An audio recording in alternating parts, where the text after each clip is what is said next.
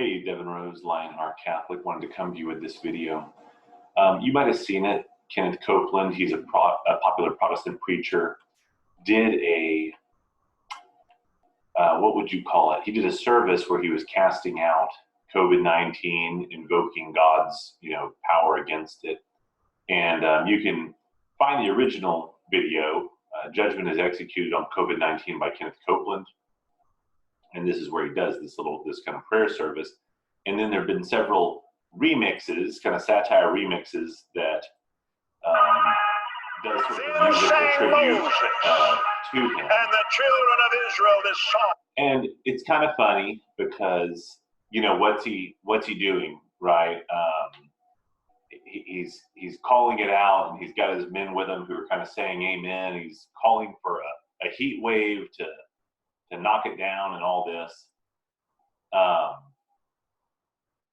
And especially for someone who's not a Christian, that's sort of funny. But the real takeaway here is Catholic bishops actually have the authority to do such prayers. And I haven't seen many doing it. There's been a few, but one in particular, here's a news story. U.S. Bishop, this is Bishop Strickland of Tyler, Texas, calls for Eucharistic processions to fight coronavirus. And this was in March. And you can read this article. And he actually went out, and you can look on his bishop's blog, and sure enough, they did a Eucharistic procession where they were asking for, he was calling for, deliverance from the virus, protection of people, etc. And he called for all his priests too to go and do this. So,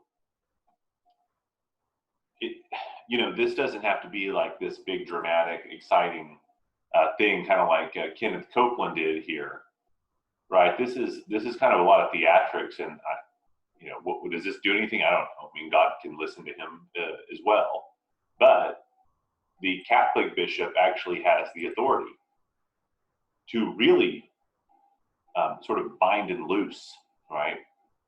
And I'm really excited that Bishop Strickland did that. So hope you're staying safe and well during this time. And